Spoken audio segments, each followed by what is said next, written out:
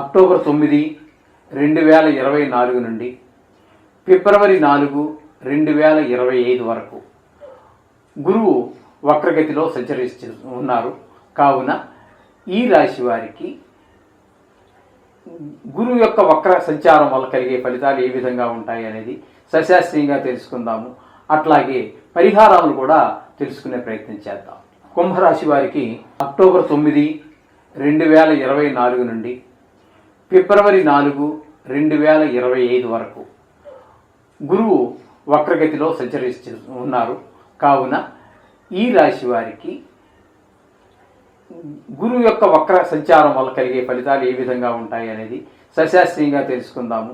అట్లాగే పరిహారాలు కూడా తెలుసుకునే ప్రయత్నం చేద్దాం. ఈ వక్రగతి సంచారం వల్ల కుంభరాశి వారికి శుభ ఫలితాలు లభిస్తాయా, అశుభ ఫలితాలు లభిస్తాయా అనేటటువంటిది ఇప్పుడు మనం సశాస్త్రీయమైన పద్ధతిలో తెలుసుకునే ప్రయత్నం చేద్దాము. ఇక్కడ మనకి గురువు వృషభంలో ఉండి వక్రించిన కారణంగా తృతీయంలో గురువు ఉన్నట్టుగా మనం భావించుకోవాలి. తద్వారా ఏమవుతుందంటే తృతీయంలో గురువు శుభప్రదమైనటువంటి ఫలితాలను ఇవ్వజాలడు. అంచేత ఇక్కడ మనకి ఎవరి యొక్క సహాయ సహకారాలు అని మనకి లభించవు. ఈ విధంగా దుష్పరిణామాలే కనిపిస్తూ ఉన్నాయి. కాబట్టి ఇక్కడ మిగతా 3 దృష్టులు ఎక్కడైతే ఉన్నాయో ఈ 3 దృష్టులు ఇక్కడ పంచమ దృష్టి అయినటువంటి విశేష దృష్టి అయినటువంటి పంచమ అంటే ఇక్కడ మిథునం అవుతుంది.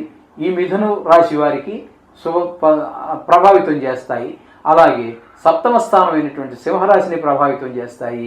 భాగ్యస్థానం అయినటువంటి తులారాశిని కూడా ప్రభావితం చేస్తూ ఉన్నాయి. ఈ దుష్పరిణామాలు వీరికి కూడా కలిగేటటువంటి ఎంతో కొంత కలిగేటటువంటి అవకాశం ఉంటుంది. కాబట్టి వీరు కూడా ఈ కుంభరాశి వారు కూడా తప్పకుండా ఈ గురువుకి సంబంధించినటువంటి దానాలు దుష్ప్రభావాలు కాబట్టి 4 నెలల కాలం కాబట్టి మరీ వారము లేకపోతే నెలవు కాదు కదా, 4 నెలల కాలం చేత ధనాదాయం తగ్గే అవకాశం ఉంటుంది. భార్యాభర్తల మధ్యన పిల్లల మధ్యన కొంచెం ఇబ్బందులు కలిగేటువంటి అదృష్టాలన్నీ కొంచెం దూరం అయ్యేటువంటి దురదృష్టం కలిగేటటువంటి సమయం కాబట్టి ఖచ్చితంగా ఈ గురువుకి సంబంధించి ఏదో ఒక శాంతి ప్రక్రియ మీరు చేసుకోండి.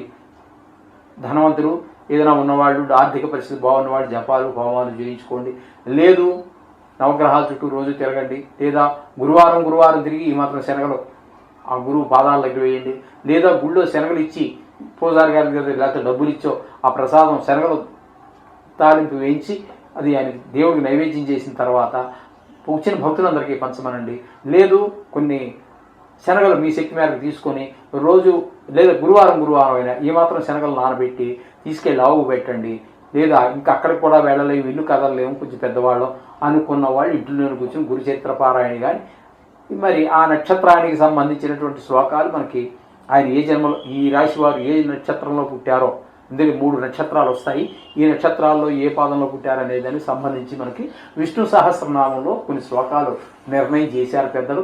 అవి చదువుకున్నప్పటికీ కూడా ఈ కుంభరాశి వారికి ఆ గురువు యొక్క వక్రగతి దుష్ప్రభావం తొలగి అన్ని శుభాలు జరుగుతాయి. ఆ విధంగా చేయండి. శుభం భూయాత్.